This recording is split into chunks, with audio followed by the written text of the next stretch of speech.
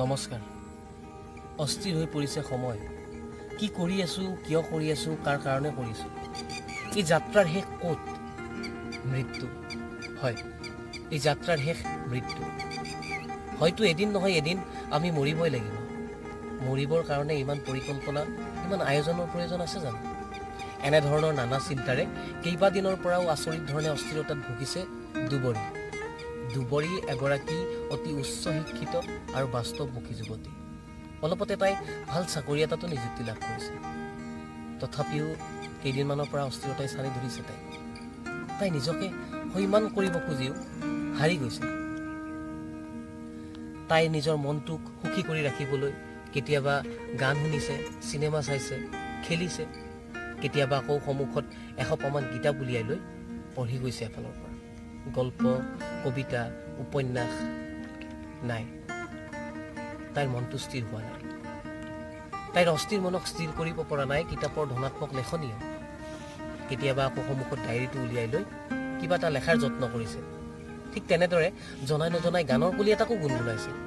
মুঠৰ ওপৰত তাইৰ মনটোক স্থিৰ কৰিব পৰাকৈ তাইৰ মনত যি ভাবিছে তাই এফালৰ পৰা কৰি গৈছে। পিছে নাই, তাইৰ মনটোক বান্ধি ৰাখিব পৰা নাই। কিছু সময় পিছতে তাইৰ মগজুত থুপ খাইছে আন বহুতো প্ৰশ্ন। কেৱল নিজৰ আশা আকাংক্ষাবোৰ পূৰণ কৰাৰ স্বাৰ্থতে এই সকলোবোৰ কৰি আছে নেকি? নে তাই নিজকে পতিয়ান নিয়াবলৈ চেষ্টা কৰিছে যে তাই সুখত আছে, ভালে আছে? বহুত প্ৰশ্ন, কিন্তু ইয়াৰ উত্তৰ ক'ত?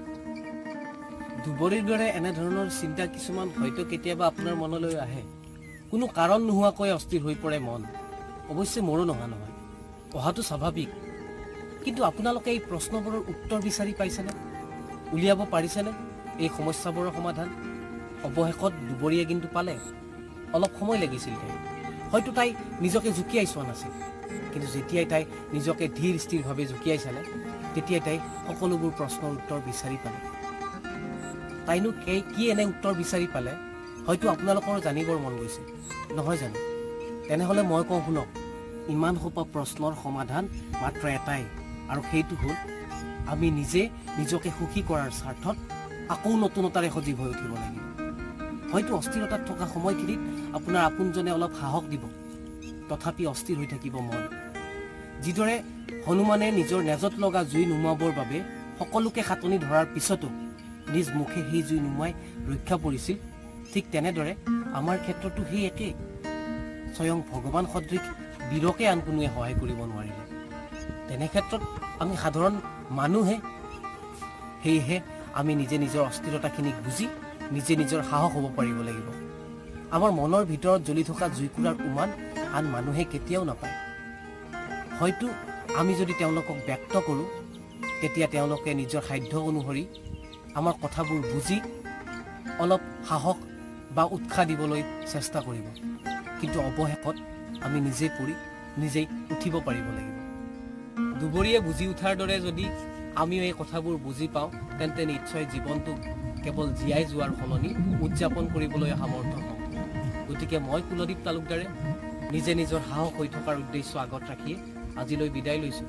আহৰি টুকটাক অনুষ্ঠানটোলৈ আপোনালোকৰ মৰমবোৰ সদায় এনেদৰে ৰাখিব বুলি আশা ৰাখি আজিলৈ এৰিছোঁ।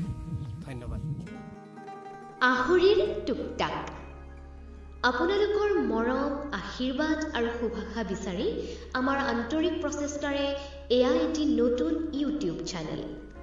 যদি আমাৰ কথাবোৰে আপোনালোকৰ মন চুব পাৰিছে, তেতিয়াহ'লে ভিডিঅ'সমূহ লাইক আৰু শ্বেয়াৰ কৰিব।